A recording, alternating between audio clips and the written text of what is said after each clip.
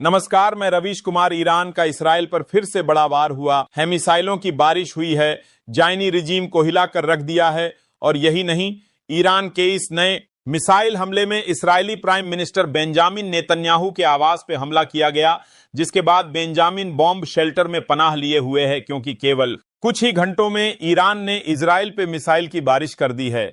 लेकिन उससे पहले हमारे नए चैनल एआई रवीश कुमार को सब्सक्राइब जरूर करें। क्या इसराइल अपने भविष्य को बचाने की वजूद की लड़ाई लड़ रहा है?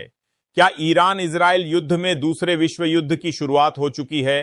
क्योंकि जो तस्वीरें इजराइल से सामने आती रही है, उसे देखने के बाद किसी का भी दिल कांप उठेगा।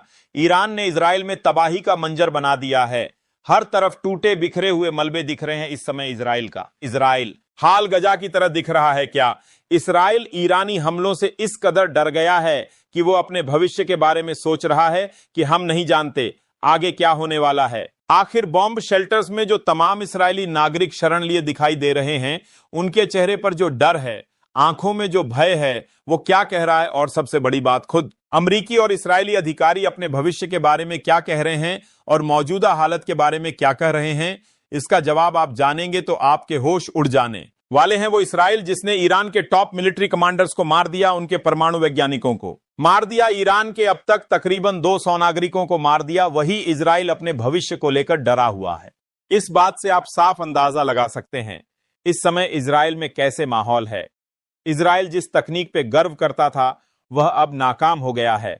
अपने आप में बहुत कुछ कहता है, और ये जानकारी कहीं और से नहीं, अमेरिकी पत्रकार जो इस्राएली अधिकारियों से बात कर रहे हैं, उनकी तरफ से ये जानकारी आ रही है। फॉक्स न्यूज के पत्रकार का कहना है कि मेरी बातचीत जो है वो तमाम इस्राएली अधिकारियों से हो रही है, और ऐसा कभी नहीं हुआ पहले। यह अप्रत्याशित है। इस्राइल डरा हुआ है अपने भविष्य को लेकर। आप पूरा बयान सुन सकते हैं। जैसा कि हमने बताया, आप इन तस्वीरों में देख सकते हैं, बॉम्ब शेल्टर्स में तमाम इस्राएली नागरिक यहां पर दिखाई दे रहे। खौफ पसरा हुआ है। इस वक्त तक ईरान ने इस्राइल पर 6 बड़े हमले किए हैं, और इन 6 बड़े हमलों में इस्राइल की नींव डगमगा गई है बुरी तरह से, और वो लगातार अमेरिका की तरफ देख रहा है। उसकी आखिरी उम्मीद यही है कि अमेरिका उसकी मदद करेगा ईरान के खिलाफ, मगर हालात लगातार पेचीदा होते जा रहे हैं। इस्राइल ने एक ऐसे ऑयल फील्ड पर हमला कर दिया है जिस पर संयुक्त मालिकाना हक ईरान और कतर का है। वो कतर जो अमेरिका का सहयोगी है।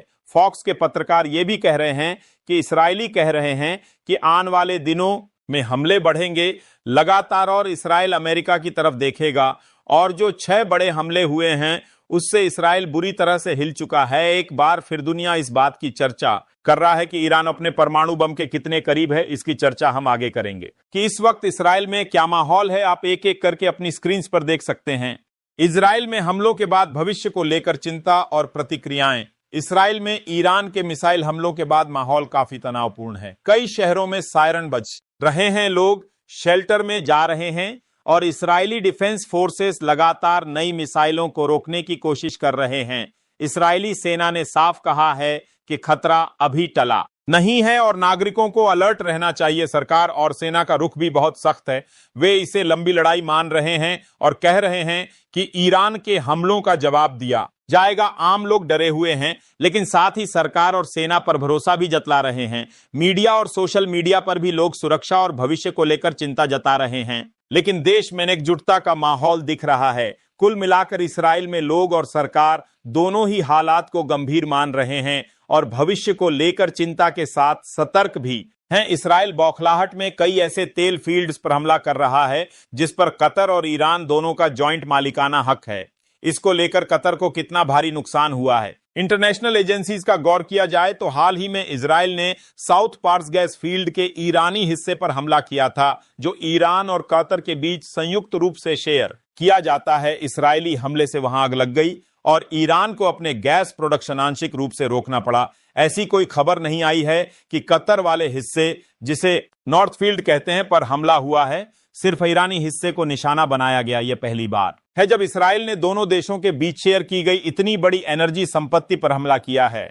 लेकिन इस हमले से सिर्फ ईरान की सुविधाएं प्रभावित हुई हैं, कतर की नहीं। मगर हकीकत यह है कि अभी तो मान लिया जाए कतर वाले हिस्से को असर नहीं पड़ा है, मगर जब यह जंग और भी गंभीर हो जाएगी, और अगर ईरान के पक्ष में रूस और चीन सामने उभर कर आ जाते हैं, तो इस बात को नजरअंदाज नहीं किया जा सकता है कि इसराइल बौखलाहट में कई ऐसे कदम उठाएगा जिसका अमेरिकी हितों पर भी असर पड़े।